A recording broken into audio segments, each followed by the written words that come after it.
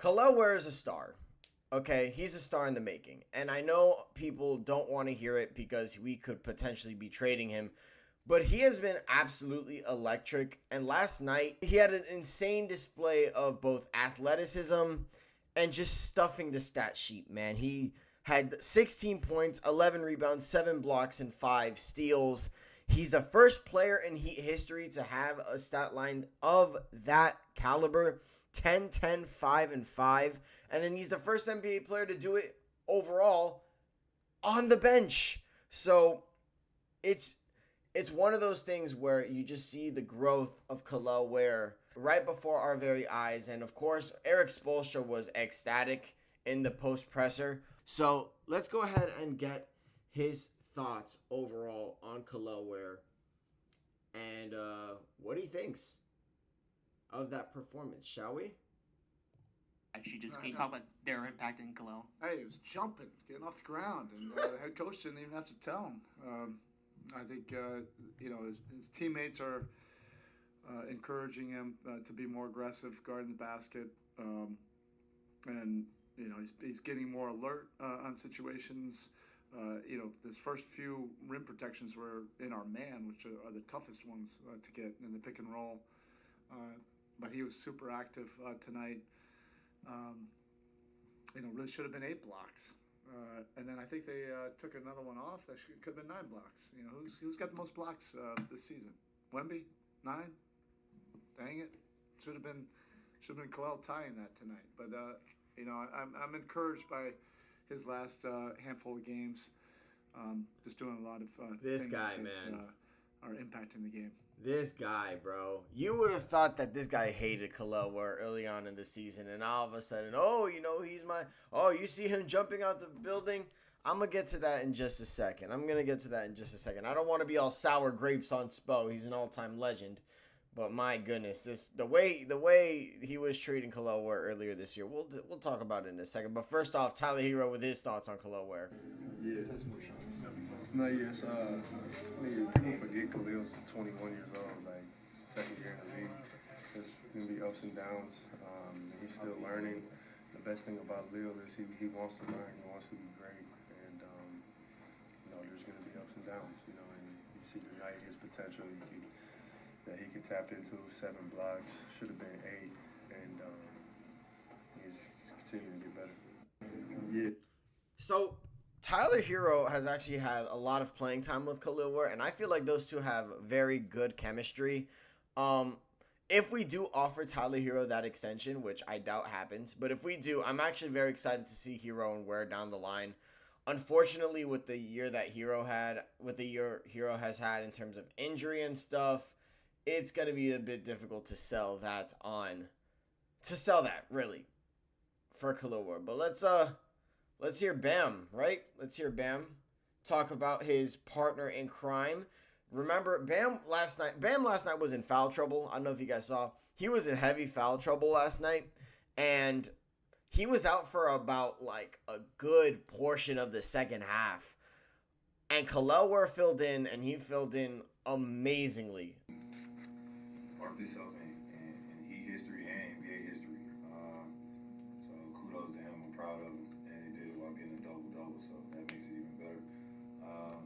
But like I've always said, I see what he can do, and he was able to showcase a lot of obviously the defensive side, but 7 for 9 for the field, and played well today. I don't understand how we don't have Bam. I don't understand how we don't have Bam and Ware playing more often together. I mean, last night was a different scenario, but the proof is in the pudding. The proof is in the pudding. When Bam and Ware played together, we played well. In Ware's last 10 games, you guys see it right here. 12 points, 11 rebounds, a block, a steal a game, 54% from the field, 40% from 3, 60% shooting. He's a plus 72, bro. Like, he's a plus 72. Let's be serious right now. And then 7 double-doubles, and we have a 7-3 record in our last 10 games. Tonight's a big test, obviously, because we faced the Charlotte Hornets, and the Hornets are the hottest team in the league, the hottest team in basketball. I think they've won like 16 out of the last 19 games. They've been absolutely ridiculous. They've been absolutely It's incredible what Charles Lee is doing with that crew. Con Knuppel has been a fantastic. But with Kalel Ware, it feels like this kind of game, like obviously the 7 blocks and 5 steals is very impressive. 12 stocks in the game is crazy. But like I'm not gonna sit here and pretend like Kalel Ware isn't capable of 16 and 11 each and every night. He's averaging a double-double pretty much. And I'm sick and tired of pretending that this kid should be getting under 20 minutes a game. I'm sick and tired of tolerating that. I don't want to see him get under 20 minutes a game ever again. Like, seriously. He is way too productive. He's way too important to the Heat for us to possibly think, yeah, we should play him under 20 minutes. This guy has to play 25 minutes a night, okay? And the reason I say that is that, like, if you look throughout the year, and this is what gets me so upset. If you look throughout the year, like month to month, this year at least, month to month this year, Kalel Ware's minutes have slowly gone down. I'll pull it up here just to prove a point. Let me find it. Here we go. In November, he averaged 26 minutes, right? In that span, he averaged 13 points per game, pretty much 12 rebounds, shot 56% from the field, and pretty much 47% from 3. Okay? That's amazing. In 26 minutes, and it's his second year, that's looking good to start the year. December comes around. He averages 25 minutes again. This time, so he drops the minutes down 2 minutes. Spo drops his minutes about like a minute, pretty much. 13 points, 10 rebounds. He shoots 61% from the field and 54% from 3. So yes, the Heat are in a bit of a rough stretch in the month of December. But with that said, Kalel Ware is not the cause of that. Kalel Ware is not the reason that's happening. Okay? Then, it seems like in January, I don't know what the heck happens. I don't know what happens. But in January, Spo just loses faith in Ware, period.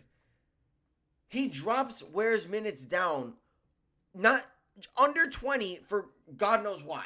After 2 productive months, he drops his minutes to 17 minutes a game.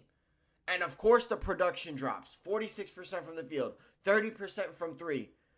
I mean, 6 rebounds, 8 points a game. Look, should he be shooting that bad with limited time? Probably not.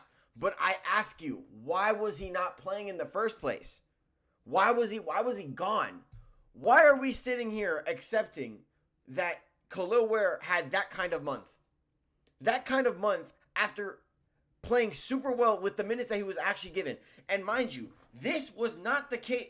This felt, I'm not going to say it was personal, but it certainly felt personal. Because you look at last year. Look, at the beginning of the year, as usual, Kalel Ware didn't play too much, right? 6 minutes. He didn't play much in October. Didn't play much in November. If he did, it was very minimal. And in December, it was only 14. Fine. January on, he starts playing more minutes. 25, 27, 26, 27. So the trend continues on to next year, but for whatever reason, Spo decides we're going to cut those minutes. Why? And then in the month of January, it's a disaster. Look, December was rough, but in January, it was bad too. And Ware was not given the time that he should have. So that's why, in my opinion, it's crazy. Now, I understand numbers can lie, okay? Numbers can lie sometimes, but like at some point, you have to acknowledge that your team is not like the most talented, okay? We have, in terms of talent on this team, you have guys like Bam, you have guys like Hero, guys like Norman Powell, right? Jaime Jaquez Jr. And then after that, like compared to the rest of the roster, Kalel Ware is probably a top 5 most talented player on the team. I love Pelle Larsson. He's not as talented as Kalel Ware. He's not. I love him, but he's not. All right, he's a Swedish Army knife. Pelle Larsson's good. I don't want to go on a tangent about him, but I don't think his ceiling is higher than Kalel Ware's ceiling. I think what he is right now is what he is. I don't know if I can picture him getting any better. But with Kalel Ware, he's one of the most talented players on the roster, so we should be benefiting more by playing him. We should be playing him, period. There's no other excuse about it. All right? In our wins this year, Kalel Ware averages 25 minutes a game. In our losses, it's under 20. Okay? Now granted, Kalel Ware isn't the perfect prospect, okay? He's not the perfect player. He has motor issues at times, okay? Sometimes he has catching issues. Sometimes his hands, they're not really, he's not really going straight up when he's defending. I get that. But let me tell you, I'm willing to work with that from a 21-year-old. He's younger than me. He's 21 years old. He's got to learn, but he's not going to learn if he's on the bench. I'm sorry. And this year has been so tumultuous. The fan base has been so frustrated with Erik Spoelstra and with this front office because the front office and the head coach are on two different timelines. They are. And it was rough this year. But look, as long as we start to get it together now in this month of March, all can be forgiven. It can. He cannot not play, okay? He can't play under 20 minutes a game for the rest of the year. He needs to be over 20. I'm excited to see how him and Cass grow together. Him and Casper Shakushonis. I'm excited to see how they grow together. Straight up, what cannot happen is those two not get playing time. I'll be honest. It'll be unacceptable. Kalel Ware needs to get a majority of playing time. He needs to. All right? He's too good of a player. And when he plays, we win. When he plays a lot of minutes, we win. We win games. I think Kalel Ware is a really good player. And I think that Erik Spoelstra made a mistake, like limiting his minutes so much this year, this calendar year in 2026. I think he made a huge mistake there. But hopefully Spo learns from that and we can finally get Ware to play consistent 25 per minute basketball.